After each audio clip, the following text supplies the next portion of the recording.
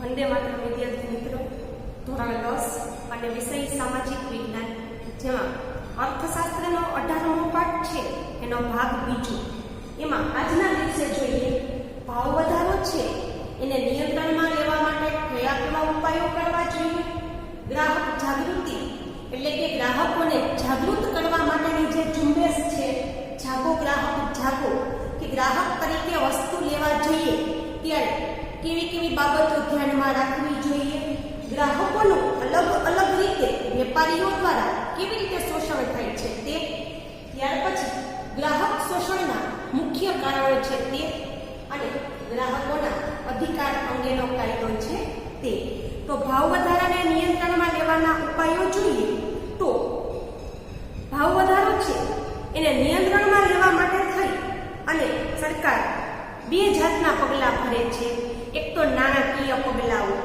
ભારતની મધ્યસ્થ બેંક અર્થતંત્રમાંથી નાણાંનો પુરવઠો ઘટાડી દે, તેથી લોકોની વપરાશી વસ્તુ પાછળ નાણાં ખર્ચવાની વૃત્તિ ઉપર અંકુશ આવી જાય.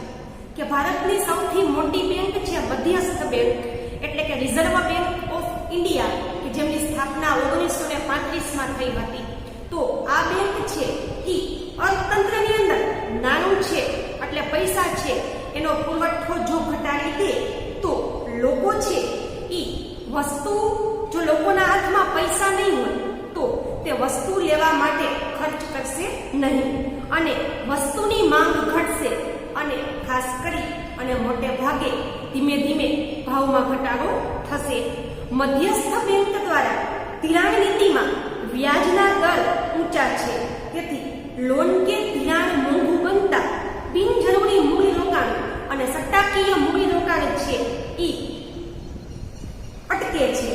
કે મધ્યસ્થ બેંક છે એ બધી બેંક છે એને ખાસ કરી અને એના વ્યાજના દર નક્કી કરતી હોય છે. કે લોન આપણે લેતા હોઈએ બેંકમાંથી તો એની ઉપર વ્યાજ ભરવું પડતું હોય છે. તો દરેક બેંકના અલગ અલગ નિયમ હોય છે જે મધ્યસ્થ બેંક નક્કી કરે છે. તો મધ્યસ્થ બેંક છે એ ધિરાણ નીતિ એટલે જે લોન લેવાની નીતિ છે એની ઉપર વ્યાજ વધારી દે, જેથી લોન અથવા ધિરાણ મોંઘું બને, જેને કારણે બિનજરૂરી કે જરૂરી નથી એવું મૂડીરોકાણ બંધ થઈ જાય. અને ઘણા લોકો સટ્ટો રમતા હોય છે, તો એમાં પણ પૈસા છે એ રોકતા હોય છે. તો લોકો પાસે પૈસા જ ન હોય તો બિનજરૂરી કે સટ્ટાકીય મૂડીરોકાણ થતું નથી. બીજી બાજુ વ્યાજના દર વધે છે એટલે બચત વૃત્તિમાં વધારો થાય છે, અને ડિપોઝિટમાં વિવિધ બચતના રોકાણો વધે છે. કે બીજી બાજુ જોઈએ કે વ્યાજનો દર વધે એટલે લોકો છે એ લોન લેવાનું ટાળે છે, અને પોતાની પાસે જે રકમ છે એને બચાવવાનો પ્રયત્ન કરે છે, અને અલગ અલગ રીતે ડિપોઝિટ સ્વરૂપે પોતે બચત કરે છે. આમ ભંડોળ પ્રાપ્તિના અભાવે સટ્ટાખોરી, સંગ્રહખોરી અટકે છે અને નફાખોરી ઉપર અંકુશ આવે છે. કે ભંડોળ પ્રાપ્તિ એટલે કે જો લોકો પાસે નાણું જ નહીં હોય, પૈસા જ નહીં હોય, તો લોકો છે એ સટ્ટાખોરી અને સંગ્રહખોરી એટલે પૈસા કે વસ્તુ છે એનો સંગ્રહ કરી રાખવો. તો પૈસા ન હોય તો વ્યક્તિ છે એ સટ્ટો નહીં રમે અને સંગ્રહખોરી નહીં કરે, જેનાથી વસ્તુ ઉપર નફો લેવાની વૃત્તિ છે એના ઉપર અંકુશ આવશે. બેંક દરમાં વધારો થતાં વેપારી બેંકોએ ધિરાણ દર વધારવો પડે છે અને ધિરાણનું પ્રમાણ ઘટે છે. કે બેંક છે એનો વ્યાજનો દર એ વધે તો વેપારી બેંકો છે એને લોન ઉપર જે ધિરાણ આપે છે, વ્યાજ આપે છે, એનો દર એને વધારવો પડે છે. પરિણામે લોકો લોન લેવાનું ઓછું કરી દે છે. ખાસ કરી અને વ્યાજ દર વધતા સટ્ટાખોરીમાંથી વધારાનું નાણું ખેંચાય અને અર્થતંત્રમાં બચત સ્વરૂપે પાછું આવે છે, અને મૂડી સર્જનમાં વધારો થાય છે. એટલે કે બેંકમાં વ્યાજ દર વધે એટલે સટ્ટાખોરીમાં લોકોએ જે નાણું લગાવ્યું હોય છે એ બેંકનો વ્યાજ દર વધતા સટ્ટાખોરીમાં રોકાયેલું નાણું છે એ પાછું ખેંચાય અને અર્થતંત્રમાં આવી જાય છે, અને મૂડી સર્જન દર વધે છે. નવા ધંધા રોજગાર છે એના ક્ષેત્ર વિકસે છે. બેંકોની રોકડ અનામતના પ્રમાણમાં વધારો થતા વેપારી બેંકોની શાખા ઉપર નિયંત્રણ આવે છે, ધિરાણ ઘટે છે. કે બેંક છે એની પાસે જો રોકડ અનામત ન હોય, બેંકની પાસે જો પૈસા ન હોય, તો ખાસ કરી અને વેપારી બેંકો છે એની શાખા ઉપર નિયંત્રણ આવે અને લોકો લોન લેવાનું ટાળે છે. ખુલ્લા બજારમાં સરકારી જામીનગીરીઓનું વેચાણ કરી અને વેપારી બેંકોની અને પ્રજાની રોકડ અનામતમાં ઘટાડો કરે છે. કે ખુલ્લું બજાર હોય એમાં સરકાર છે એ જામીનગીરી કરે અને એના દ્વારા વેપારી બેંકો અને પ્રજાની પાસે જે રોકડ રકમ છે એમાં ધીમે ધીમે ઘટાડો કરવાનો સરકાર પ્રયત્ન કરે છે. લોકોના હાથમાં નાણાંનો પુરવઠો ઘટે, વપરાશી ખર્ચ ઘટે તો ભાવ અંકુશમાં રહે છે. કે જો લોકોના હાથમાં પૈસા જ નહીં હોય, નાણાંનો પુરવઠો જ નહીં હોય, તો અંતે ભાવ છે એ અંકુશમાં આવી જશે અને ધીમે ધીમે ભાવ છે એમાં ઘટાડો થશે. બીજું પગલું છે રાજકોષીય પગલાં. રાજકોષીય નીતિ એટલે સરકારની જાહેર આવક ખર્ચ અંગેની નીતિ, કરવેરા વિષયક અને જાહેર ઋણની નીતિ. કે રાજકોષીય નીતિ એટલે શું? કે સરકાર છે એની જાહેર આવક અને ખર્ચની નીતિ. કે સરકાર છે એ જાહેરમાં બધાની સામે સ્વીકારે કે આવનારા વર્ષોમાં પોતે કેટલો ખર્ચો કરવાના છે અને કેટલી આવક મેળવવાના છે. તો સરકાર આવનારું વર્ષ છે એમાં કેટલો ખર્ચ કરશે અને કેટલી આવક મેળવશે એવી નીતિ એટલે કે રાજકોષીય નીતિ. સરકાર પોતાના ખર્ચમાં શક્ય હોય ત્યાં સુધી ઘટાડો કરી અને કુલ ખર્ચમાં ઘટાડો કરી અને નાણાંનો પુરવઠો ઘટાડે છે. કે સરકાર શું કરે કે સતત ભાવ વધતો હોય તો પોતાને જરૂરી ન હોય, સરકારને જરૂરી ન હોય એવા ખર્ચ છે એ કરવાનું ટાળે છે અને ધીમે ધીમે દેશના કુલ ખર્ચમાં ઘટાડો કરે છે, જેથી નાણાંનો પુરવઠો છે તે ઘટી જાય છે. જે યોજના પાછળ મોટા પ્રમાણમાં ખર્ચ થતો હોય અને તાત્કાલિક ફાયદાકારક ન જણાય તો આવી યોજનાઓ છે એને મુલતવી રાખી દેવામાં આવે છે. કે લોકોના કલ્યાણ માટે સરકારે વિવિધ પ્રકારની યોજનાઓ બનાવી હોય છે.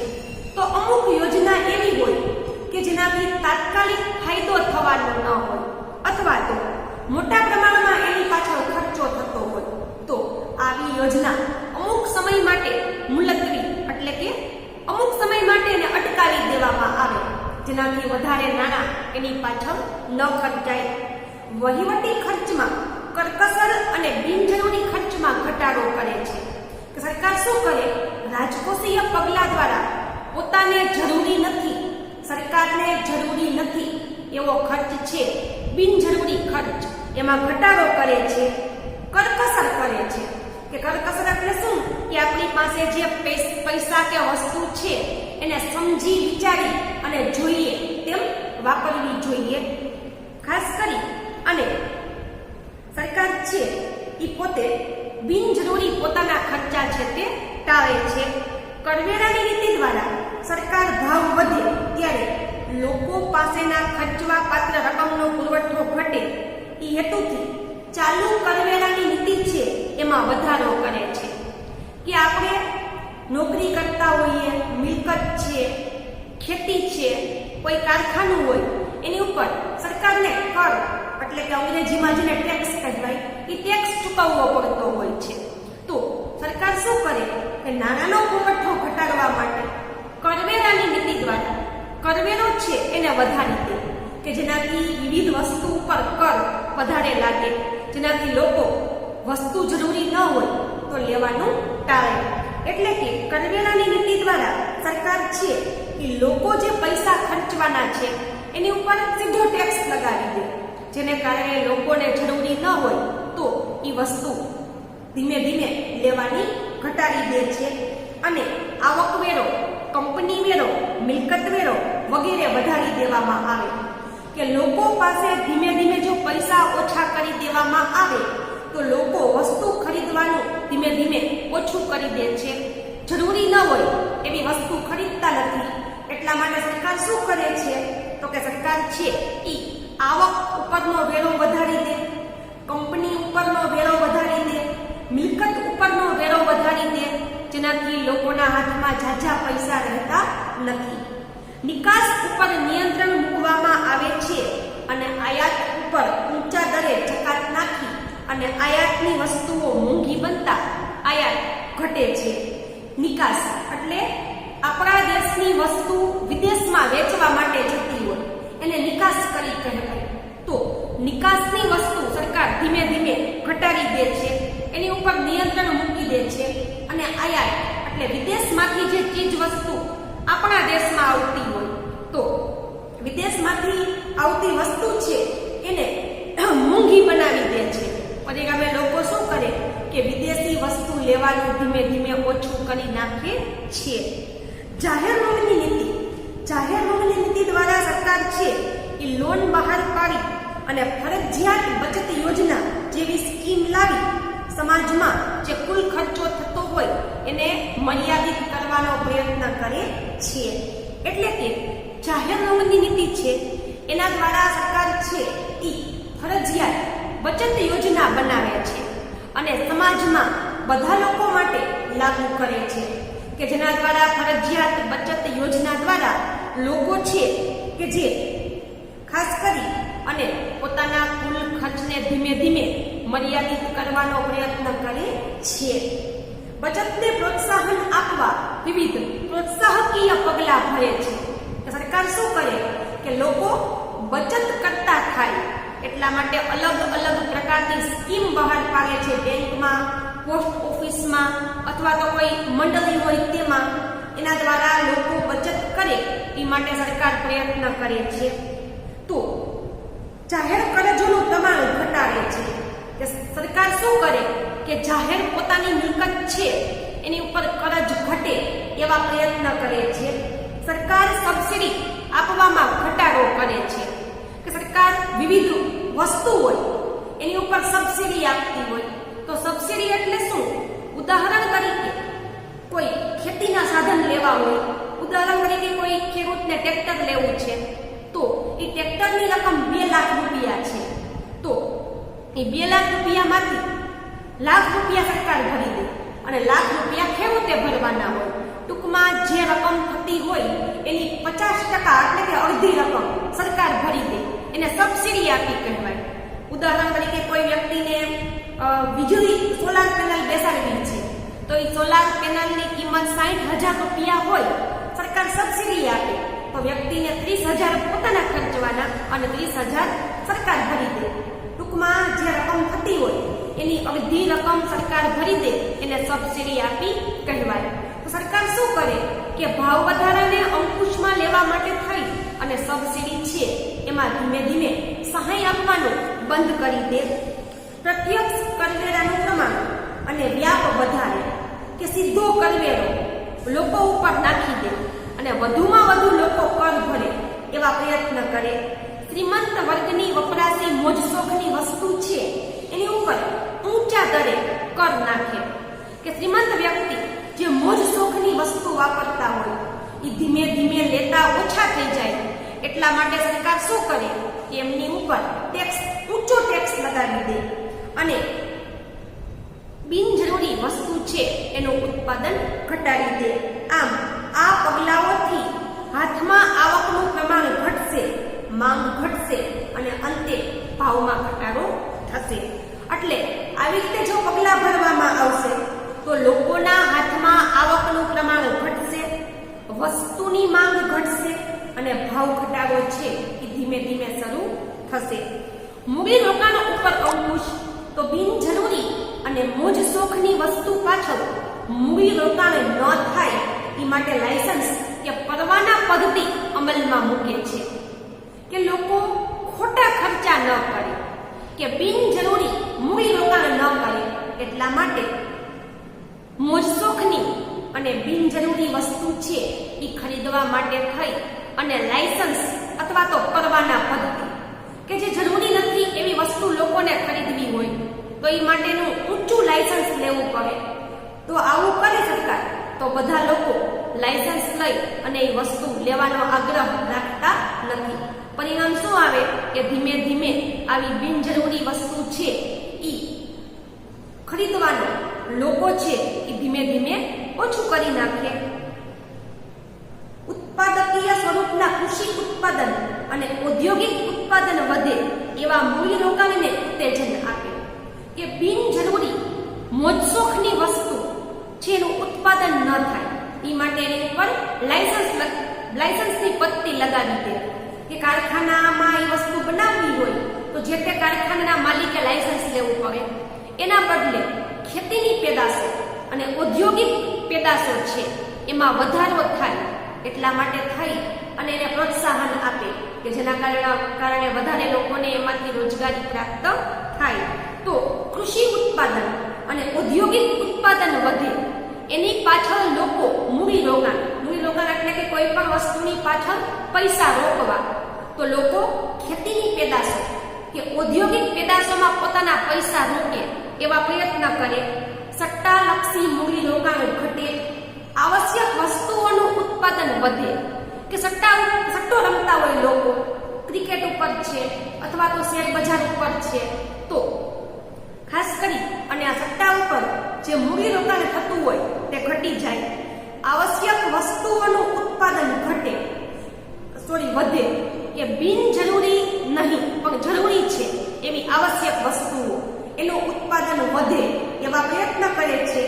ઉત્પાદન શક્તિ વધે એવા પ્રોત્સાહક પગલાં ભરવા જોઈએ કે વધારેમાં વધારે જરૂરી વસ્તુ છે એનું ઉત્પાદન વધે એવા પ્રયત્ન કરવા જોઈએ. વ્યાજના દર વધારી બચત વૃત્તિને ઉત્તેજિત કરી મૂડી સર્જન વધે એવા પ્રયત્ન કરવા જોઈએ કે વ્યાજનો દર વધારી દેવો જોઈએ જેનાથી વધારેમાં વધારે લોકો બચત વૃત્તિ કરતા થાય, જેને કારણે બચત વૃત્તિને કારણે મૂડી સર્જન નાણાં છે એનું સર્જન થાય અને બિનજરૂરી ખર્ચાઓ છે તે ઘટી જાય. ભાવ નિયમન અને માપબંધી, ભાવ વધારાને અંકુશમાં રાખવા માટેની એક વ્યૂહરચના એટલે કે જાહેર વિતરણ પ્રણાલી જે ભારતમાં 1947થી અમલમાં આવી કે ગરીબ અને મધ્યમ વર્ગના પરિવારો છે તો આવા પરિવારો છે એને ઊંચી કિંમતે વસ્તુ ખરીદવી ન પડે અને વસ્તુના ભાવ છે એ પ્રમાણમાં રહે એટલા માટે 1947ની સાલમાં ભારત સરકાર છે એને જાહેર વિતરણ પ્રણાલી અમલમાં મૂકી કે જાહેર વિતરણ પ્રણાલી એટલે કે સરખા ભાગે ગરીબ અને મધ્યમ વર્ગના લોકો છે એને અનાજ, કઠોળ અને જરૂરી કરિયાણું છે એ મળી રહે એટલા માટે વ્યાજબી ભાવની દુકાનો શરૂ કરવામાં આવી છે.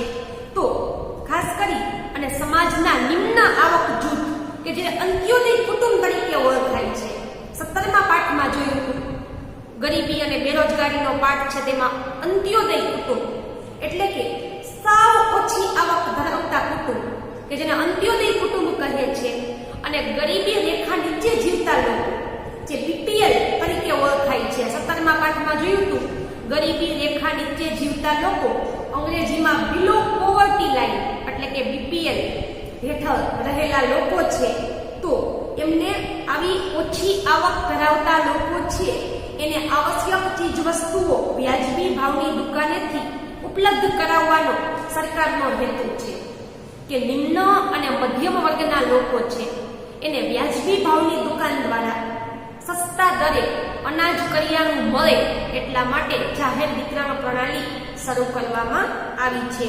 આજે દેશમાં અંદાજે 4.92 લાખ વ્યાજબી ભાવની દુકાનો છે કે ભારતમાં હાલમાં જોઈએ તો 4.92 લાખ વ્યાજબી ભાવની દુકાનો છે. આ દુકાનોમાં વેચાતી વસ્તુના ભાવ ખુલ્લા બજારની દુકાનના ભાવની સરખામણીમાં ઓછા હોય છે કે સામાન્ય બજારમાં આપણે વસ્તુ ખરીદવા જઈએ ત્યાં વસ્તુની કિંમત જોઈએ, ઉદાહરણ તરીકે સામાન્ય બજાર હોય એમાં 1 કિલો ઘઉં છે એના 30 રૂપિયા હોય 1 કિલો ઘઉંના ઉદાહરણ તરીકે, અને વ્યાજબી ભાવની દુકાને જઈએ તો 1 કિલો ઘઉંના 2 કે 3 રૂપિયા હોય. આવો તફાવત છે. એ શું કામ? તો કે આવા તફાવતથી ગરીબ વર્ગના લોકો વસ્તુ ખરીદી શકે. તો ઘણાને મનમાં પ્રશ્ન થાય કે આ બંને વચ્ચેનો તફાવત છે એ દૂર કેવી રીતે થાય? તો ખુલ્લા બજારનો ભાવ છે તે અને વ્યાજબી ભાવની દુકાનનો ભાવ એ વચ્ચેનો જે તફાવત છે એ સરકાર ભરી દે. સરકાર શું કરે કે ખુલ્લા બજારમાંથી વસ્તુ ખરીદી લે જે કિંમતે મળતી હોય એ કિંમતે, અને એ રકમ સરકાર ભરી દે અને ત્યાર પછી ઓછી કિંમતે વ્યાજબી ભાવની દુકાને વેચે. એ જે કાંઈ નુકસાન થાય એ સરકાર છે તે ભોગવી લે.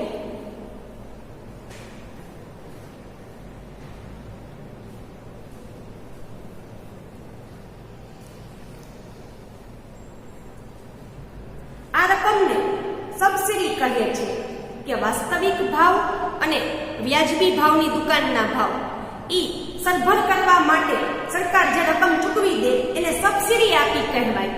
તો કૃત્રિમ અછત, સંગ્રહખોરી અને કાળા બજારમાં મન ફાવે તેમ વધારાની પરિસ્થિતિમાં ગરીબોના જીવન સ્તરને ટકાવી રાખવા માટે જાહેર વિતરણ પ્રણાલી આશીર્વાદરૂપ સાબિત થઈ છે.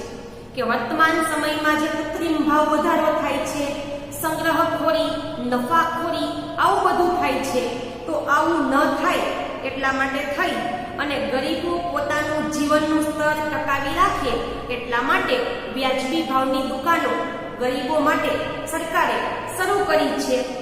અને ખાસ કરી અને આ વ્યવસ્થાને તો વ્યાજબી ભાવની દુકાન જે વ્યક્તિ ચલાવે છે એને પારદર્શી અને સ્વચ્છ વહીવટ કરવો જોઈએ. એટલે કે પારદર્શી એટલે કે કઈ ભેળસેળ ન કરવી જોઈએ, લોકો સાથે છેતરપિંડી ન કરવી જોઈએ અને પ્રામાણિકપણે ગરીબોને વસ્તુ વેચવી જોઈએ. ભાવ નિર્ધારણ તંત્ર કે ભાવ નિર્ધારણ તંત્ર એટલે શું કે સરકાર છે એ વિવિધ વસ્તુના ભાવ સરકાર નક્કી કરી આપે. કે સામાન્ય રીતે વેપારીને છૂટ હોય વસ્તુનો ભાવ પોતે રાખે, પોતાને જે ગમે તે નક્કી કરી શકે, એનું આખું એસોસિએશન હોય. પણ અમુક વસ્તુ છે કે જે જીવન માટે જરૂરી હોય એના ભાવ સરકાર નક્કી કરી રાખે છે, તો એ આ ભાવ નિર્ધારણ તંત્ર દ્વારા કરે છે. સંગ્રહખોરી, સટ્ટાખોરીને ડામવા માટે આવશ્યક વસ્તુઓના ભાવને વ્યાજબી સ્તર ઉપર ટકાવી રાખવા માટે સહેલાઈથી બજારમાં મળી રહે એ માટે સરકાર આવશ્યક વસ્તુઓના ભાવ નિર્ધારણનું કાર્ય કરે છે. કે સંગ્રહખોરી અને સટ્ટાખોરી ન થાય, આવશ્યક વસ્તુઓના ભાવ છે એ વ્યાજબી સ્તર ઉપર મળી રહે એટલા માટે સરકાર ભાવ નિર્ધારણનું કાર્ય કરે છે. કે વસ્તુના ભાવ સતત વધી ન જાય અને જીવન જરૂરી વસ્તુ છે એ લોકો ઓછી કિંમતે ખરીદી શકે એટલા માટે ભાવ નિર્ધારણ તંત્ર અમલમાં મૂક્યું છે. વેપારીઓ તે જ નિર્ધારિત ભાવે વસ્તુ વેચે એવો સરકાર આગ્રહ રાખે છે. કે ભાવ નિર્ધારણ તંત્ર દ્વારા સરકાર વસ્તુના ભાવ નક્કી કરે છે, તો આ કિંમતે વેપારી છે એ વસ્તુ વેચે એવો આગ્રહ સરકાર રાખે છે. સરકારે ભાવ સપાટીને સ્થિર રાખવા માટે આવશ્યક ચીજ વસ્તુ માટેનો ધારો 1955માં અમલમાં મૂક્યો છે. કે ભાવ સ્થિર રહે, એમાં વધઘટ ન થાય એટલા માટે આવશ્યક જીવન જરૂરી વસ્તુઓના ભાવ માટે આવશ્યક ચીજ વસ્તુનો ધારો એટલે કે કાયદો 1955 અમલમાં મૂક્યો છે. જે વેપારી સરકાર દ્વારા નિર્ધારિત ભાવ મુજબ પોતાનો માલ સામાન વેચતો નથી એને આ કાયદા દ્વારા કાનૂની કાર્યવાહી દ્વારા દંડ કરવામાં આવે છે. સરકારે નક્કી કરેલા ભાવ કરતા અમુક વેપારી વસ્તુનો ભાવ વધારે રાખે તો આવા વેપારીને પકડી અને કાયદાકીય કાર્યવાહી કરી અને દંડ ફટકારવામાં આવે છે. સંગ્રહખોરી, કાળા બજાર, સટ્ટાખોર સામે સઘન ઝુંબેશ ચલાવવા માટે prevention of anti social activities act પાસાનો કાયદો બનાવવામાં આવ્યો છે. કે વેપારીઓ વસ્તુનો સંગ્રહ ન કરે, કાળા બજાર કે વસ્તુની કિંમત હોય એની કરતા ડબલ કિંમત લે એને કાળા બજાર કર્યું કહેવાય. કે રકમ હોય 100 રૂપિયા અને કાળા બજારમાં 200 રૂપિયા વસ્તુ વેચાતી હોય છે. ટૂંકમાં વસ્તુના ડબલ ભાવ લેવા. સટ્ટાખોર આ બધા છે એને અંકુશમાં રાખવા માટે prevention of anti social activities પાસા નામનો કાયદો બનાવ્યો છે, જેના દ્વારા વેપારીઓ છે એને ધરપકડ કરી શકાય છે, અટકાયત કરી શકાય છે. ભાવ વૃદ્ધિને નાથવા માટે વેપારીના ગોદામમાં ચીજ વસ્તુનો જથ્થો છે એનું નિયમન, ચેકિંગ, સ્ટોક પત્રક, ભાવપત્રક વગેરે પ્રદર્શિત કરવા પડે છે. એટલે કે વેપારીઓ છે એનું ગોડાઉન હોય, એમાં એ વસ્તુ રાખતા હોય, તો એ વસ્તુનો જથ્થો કેટલો છે, એની પાસે એ વસ્તુની કિંમત શું છે, એની માટેનું ભાવપત્રક એને બનાવ્યું છે કે નહીં, એની સમયાંતરે સરકાર દ્વારા ચેકિંગ કરવામાં આવે છે. અને કોઈ વેપારી જો ખોટું કરતો હોય તો એને દંડ કરવામાં આવે છે. તો સરકાર છે એને અત્યાર સુધીમાં અલગ અલગ વસ્તુના ભાવ નક્કી કર્યા છે, જેમ કે ડુંગળી, ચોખા, કપાસ, સિમેન્ટ, ખાદ્ય તેલ એટલે કે ખાવાનું તેલ, પેટ્રોલ, ડીઝલ, રાંધણ ગેસ, કેરોસીન, ખાંડ, એલ્યુમિનિયમ, લોખંડ, પોલાદ, રેલવે નોંધ એટલે રેલવેનું ભાડું, આ બધી વસ્તુ સરકાર નક્કી કરે છે. કેટલીક જીવન જરૂરી દવાઓ કે જીવન રક્ષક દવાઓ છે એના ભાવ પણ સરકાર નક્કી કરતી હોય છે. તો આમ ભાવ વૃદ્ધિને અટકાવવા માટે ભાવ નિર્ધારણ તંત્ર એ પણ અગત્યનું કામ કરે છે. ટૂંકમાં સરકારે આવા વિવિધ પ્રકારના પગલાં ભરી અને ભાવ વધારાને નિયંત્રણમાં લેવા માટે થઈ અને પ્રયત્ન કર્યા છે.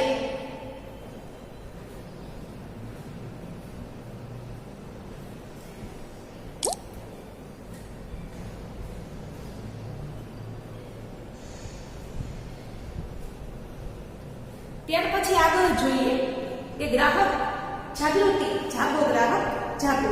તો આજે દરેક વ્યક્તિ કોઈને કોઈ રીતે ગ્રાહક છે.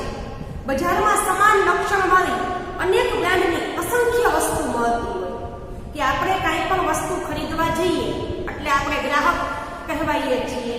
તો બજારમાં સમાન લક્ષણવાળી અનેક બ્રાન્ડની અસંખ્ય વસ્તુઓ મળતી હોય છે કે બજાર છે એમાં એક જ સરખા લક્ષણવાળી અલગ અલગ કંપનીઓની વસ્તુ મળતી હોય છે.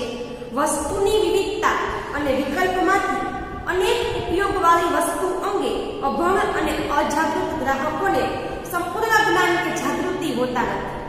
કે બજારમાં વિવિધ પ્રકારની વસ્તુ અલગ અલગ કંપનીની મળતી હોય તો કઈ વસ્તુ સારી છે, કઈ વસ્તુ આપણા માટે ઉપયોગી છે, બધા લોકોને ખબર હોતી નથી. કેમ કે લોકો ગ્રાહક જાગૃતિ અંગે અભણ અને અજ્ઞાની હોય છે. ઉત્પાદક અને ગ્રાહક વચ્ચે વચેટિયા હોય છે, જેનાથી ગ્રાહકોનું શોષણ થાય છે. કે વચેટિયા એટલે કે બે વ્યક્તિની વચ્ચે ત્રીજી હોય કે વસ્તુને બનાવનાર અને ગ્રાહક, એ બંનેની વચ્ચે દલાલો હોય. અંગ્રેજીમાં જેને એજન્ટ કહે છે. કે ઉત્પાદક પાસે લઈ અને તે વસ્તુ ખરીદે અને ગ્રાહક પાસેથી કમિશન લઈ અને ગ્રાહકને વસ્તુ વેચે. તો આવા વચેટિયા દલાલ કે એજન્ટ છે એ ગ્રાહકોનું અલગ અલગ રીતે શોષણ કરતા હોય છે. તો ગ્રાહક જે વસ્તુ, માલ કે સેવા નાણાં કે અવેજના બદલામાં ખરીદે તે નિશ્ચિત ગુણવત્તા, વજન અને વ્યાજબી કિંમતે મેળવી શકે એવી વ્યવસ્થાને ગ્રાહક સુરક્ષા કહે છે. કે ગ્રાહક છે એ વસ્તુ, માલ કે સેવા નાણાં અથવા બીજી વસ્તુની બદલેમાં ખરીદી શકે જેની નિશ્ચિત ગુણવત્તા હોય, વજન હોય અને વ્યાજબી કિંમત હોય. આવી વ્યવસ્થાને ગ્રાહક સુરક્ષા કહે છે. કે જેમાં ગ્રાહક છે એને નિશ્ચિત ગુણવત્તાની વસ્તુ યોગ્ય વજનમાં, યોગ્ય કિંમતે આપવામાં આવે છે અને ગ્રાહક છે એને સુરક્ષા પ્રદાન કરવામાં આવે છે. એને ગ્રાહક સુરક્ષા કહે છે. તો ગ્રાહક સુરક્ષા ગ્રાહક જાગૃતિની એક ઝુંબેશ છે કે ગ્રાહકોને જાગૃત કરવા માટે થઈ અને ગ્રાહક સુરક્ષા ચલાવવામાં આવે છે. ગ્રાહક જાગૃતિ અંગે અમેરિકાના રાલ્ફ નાડરે ગ્રાહકવાદની ચળવળ ઉપાડી હતી, તેથી એને ગ્રાહક આંદોલનના જન્મદાતા કહે છે. કે ગ્રાહક જાગૃતિ અંગે અમેરિકાના રાલ્ફ નાડર નામના વ્યક્તિ છે, એમણે ગ્રાહકો માટે થઈ અને ગ્રાહકવાદની ચળવળ ઉપાડેલી હતી. એટલા માટે ગ્રાહક આંદોલનના રાલ્ફ નાડરને જન્મદાતા કહે છે. ગ્રાહકોનું વિવિધ રીતે શોષણ થાય છે. તો ઉત્પાદકો અને વેપારી દ્વારા ગ્રાહકોનું વિવિધ રીતે શોષણ થાય છે, જે નીચે મુજબ છે. ગ્રાહકને પેકિંગ પર લખ્યું હોય એની કરતાં ઓછું વજન આપીને કે હલકી, ખામીયુક્ત નકલી વસ્તુ આપીને કે ગ્રાહકનું અલગ અલગ રીતે વેપારીઓ શોષણ કરતા હોય. કેવી રીતે? તો પેકિંગ ઉપર વજન લખ્યું હોય એના કરતાં ઓછું વજન આપે, હલકી ગુણવત્તાની કે નકલી બનાવટી વસ્તુઓ ગ્રાહકને આપી દે, છાપેલી કિંમત કરતાં વધારે કિંમત વસૂલે. કે કિંમત છાપી હોય એની કરતાં 2 કે 5 રૂપિયા વધારે લે. ગ્રાહકના આરોગ્ય સામે જોખમ કે હાનિ થાય એવી ભેળસેળવાળી વસ્તુઓ પૂરી પાડી અને વેચાણ પછી અસંતોષકારક સેવાઓ પૂરી પાડે. કે ગ્રાહકનું આરોગ્ય જોખમાય એવી ભેળસેળવાળી વસ્તુઓ ગ્રાહકને આપી દેવામાં આવે અને વસ્તુ કે સેવા વેચ્યા પછી અસંતોષકારક સેવા પૂરી પાડવામાં આવે. નિર્ધારિત શરત કે માપદંડ મુજબ બાંધકામ, ચીજવસ્તુ કે સેવા પૂરી ન પાડીને વીજળી, બેંક, વીમો, ટેલિફોન કે ડાક્ટરી સેવા ખામીયુક્ત કે સેવામાં બેદરકારી દાખવીને ગ્રાહક સાથે દુર્વ્યવહાર કે માનહાનિ થાય એવી વિક્રેતા કે વેપારી દ્વારા વ્યવહાર થાય. એટલે કે ખાસ કરી અને વીજળી, બેંક, વીમો, ટેલિફોન કે ડોક્ટરી સેવા છે તો એમાં ખામીયુક્ત બેદરકારી દાખવીને ગ્રાહકની સાથે દુર્વ્યવહાર અને માનહાનિ થાય એવું વર્તન કરી લોભામણી કે ભ્રામક જાહેરાત કે ખોટી જાહેરાતો, લોભ લાલચ ઉત્પન્ન કરે એવી જાહેરાત આપી અને ગ્રાહકની છેતરામણી કરવામાં આવે. વેચાણની ભ્રષ્ટ રીત રસમ અજમાવી અને ગ્રાહકને શારીરિક માનસિક નુકસાન ભોગવવું પડે એવો નકલી માલ સામાન વેચીને કૃત્રિમ અછત ઊભી કરીને અમુક માહિતી પૂરી પાડી ગ્રાહકોનું શોષણ કરવામાં આવે છે. તો ગ્રાહક શોષણના મુખ્ય કારણો જોઈએ. એમાં પહેલું, ગ્રાહક પોતે જવાબદાર કે અજ્ઞાનતા, જાગૃતિનો અભાવ, નિરક્ષરતા, સંગઠિત થઈ અને વિરોધ પ્રદર્શિત કરવાની વૃત્તિનો અભાવ, નુકસાન કે શોષણ સામે કાનૂની રાહે લડત છે એ આપવાની તૈયારી અને વૃત્તિનો અભાવ. કે ગ્રાહક અજ્ઞાન હોય, એમાં જાગૃતિ ન હોય, નિરક્ષર અને ભેગા મળી અને લડવા માટે થઈ અને તૈયાર ન હોય, નુકસાન કે શોષણ થયું છે એની સામે કાયદાકીય લડત ચલાવી શકે તેમ ન હોય અને યોગ્ય જાણકારીનો અભાવ હોય. કે કોઈ વ્યક્તિ આપણને છેતરે તો એની સામે કેવી રીતે પગલાં ભરી શકાય એનાથી વ્યક્તિ છે એ ખાસ કરીને અજાણ હોય. ઉત્પાદક યોજક દ્વારા ગ્રાહકોનું વિવિધ પ્રકારે શોષણ કરી અને એમનો ગેરલાભ ઉઠાવવામાં આવે છે. મર્યાદિત માહિતી કે મૂડીવાદી અર્થતંત્રમાં ઉપભોક્તાવાદી વિચારસરણીને કારણે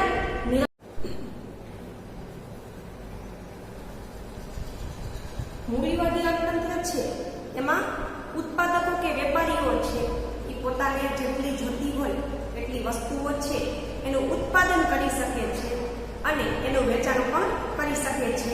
એમાં કોઈ પણ ખાસ નિયમો હોતા નથી અને કેવી વસ્તુ બને છે, એની ગુણવત્તા શું છે, ભાવ શું છે એનું કડક ચેકિંગ કરવામાં આવતું નથી. આવી પરિસ્થિતિમાં ગ્રાહકને ચીજવસ્તુના ઉપયોગ સંબંધમાં સાચી જાણકારી, માહિતી કે જ્ઞાનના અભાવે વસ્તુના વપરાશ સંબંધી યોગ્ય તાલીમ ન મળવાને કારણે ગુણવત્તાની જાળવણી અને ઉપયોગની રીત અને વેચાણ પછીની સેવાઓ, વોરંટી કે ગેરંટી જેવી માહિતીના અર્થઘટન બાબતે ખરીદી વખતે ગ્રાહકને પૂરતો માહિતગાર કરવામાં આવતો નથી. એટલે કે ગ્રાહક વસ્તુ ખરીદે તો એની સાચી જાણકારી ન હોય, માહિતી કે જ્ઞાનનો અભાવ હોય, યોગ્ય તાલીમ ન હોય, વસ્તુની જાળવણી કેમ કરવી, વોરંટી કે ગેરંટી કે વસ્તુમાં કંઈ તૂટભાંગ થાય તો એને રિપેર કરી દેવામાં આવે અથવા વસ્તુ બદલી દેવામાં આવે એને વોરંટી કહેવાય અને વસ્તુમાં નુકસાન જાય તો પૂરેપૂરી કિંમત પાછી આપી દેવામાં આવે એને ગેરંટી કહેવાય. તો ગ્રાહકને આ બધી વસ્તુની જાણકારી નથી હોતી, પરિણામે મર્યાદિત માહિતીથી તે છેતરાય છે. મર્યાદિત પુરવઠો, વસ્તુ કે સેવાની માંગની સામે પૂરતી માત્રામાં એનો પુરવઠો જ્યારે હોતો નથી ત્યારે કૃત્રિમ અછત સર્જાય છે. આમ વેપારી ઉત્પાદકો દ્વારા સંગ્રહખોરી, સટ્ટાખોરી આચરીને કુદરતી આફત જેવા પરિબળથી અછત ઊભી થાય, ગ્રાહક પાસેથી આવી પરિસ્થિતિમાં વધારે લાભ મેળવી અને એનો ગેરલાભ લેવાય છે કે વસ્તુનો પુરવઠો ઓછો હોય અને વસ્તુની માંગ વધારે હોય ત્યારે કૃત્રિમ અછત ઊભી કરી અને વેપારીઓ છે એ સંગ્રહખોરી સટ્ટાખોરી દ્વારા ગ્રાહકોનું શોષણ કરે છે. ગ્રાહક પાસેથી સંગ્રહખોરી કરી અને વસ્તુના વધારે ભાવ મેળવી એનો ગેરલાભ લેવાય છે. આમ બજારમાં વસ્તુનો અપૂરતો પુરવઠો ગ્રાહક શોષણ માટે નિમિત્ત બને છે. મર્યાદિત હરીફાઈ કે બજારમાં વસ્તુનું ઉત્પાદન કરનારા ઓછા હોય, વસ્તુ બનાવનાર ઓછા હોય ત્યારે બજારમાં ઇજારાશાહી હોય છે. એટલે એકાદ બે વ્યક્તિ જ વસ્તુ કેમ બનાવવી એ જાણતા હોય છે, જેને કારણે ઇજારાશાહીને કારણે ગ્રાહક હરીફાઈ ન હોય બજારમાં, એટલે વિકલ્પના અભાવે ગ્રાહકોનું શોષણ થાય છે કે વસ્તુને બનાવનાર જો વધારે વ્યક્તિ ન હોય તો હરીફાઈ ન હોય, પરિણામે ગ્રાહકનું વિવિધ પ્રકારે શોષણ થાય છે અને ખામીથી ભરેલો હલકો માલ સામાન ગ્રાહકને વેચી દેવામાં આવે છે. તો ગ્રાહક સુરક્ષા ક્ષેત્રે ગ્રાહક જાગૃતિ છે તો ગ્રાહકોનું વિવિધ પ્રકારે શોષણ છે એને અટકાવવા માટે, ગ્રાહકોના હિતનું રક્ષણ કરવા માટે ગ્રાહકને શારીરિક, માનસિક, આર્થિક સુરક્ષા આપવા માટે થઈ અને વિવિધ જરૂરિયાત ઊભી થઈ. તો સૌપ્રથમ ભારતમાં કૌટિલ્યનું અર્થશાસ્ત્ર છે, એમાં ગ્રાહકના રક્ષણ માટેના અને ઉદ્યોગો અને વેપારી દ્વારા ગ્રાહક સાથે જે દુરાચાર થાય છે અને શોષણ થાય છે એમનો ઉલ્લેખ છે. તો ભારતમાં ઇતિહાસમાં નજર કરીએ તો મૌર્ય વંશનું જ્યારે શાસન હતું, ચંદ્રગુપ્ત મૌર્ય એમણે આ વંશની સ્થાપના કરી હતી. તો અગાઉના સામાજિક વિજ્ઞાનમાં 6 થી 8માં તમે ભણી ગયા કે મૌર્ય યુગ છે એની સ્થાપના કરવામાં ચાણક્ય કે જે ચંદ્રગુપ્ત મૌર્યના ગુરુ હતા એમણે મદદ કરી હતી. તો ચાણક્ય અન્ય કૌટિલ્યના નામથી પણ ઓળખાતા હતા. તો કૌટિલ્યએ આજથી હજારો વર્ષ પહેલા અર્થશાસ્ત્ર લખ્યું. એમાં એમણે લખ્યું કે ઉદ્યોગો અને વેપારીઓ છે એ ગ્રાહકોનું વિવિધ રીતે શોષણ કરે છે, દુરાચાર કરે છે.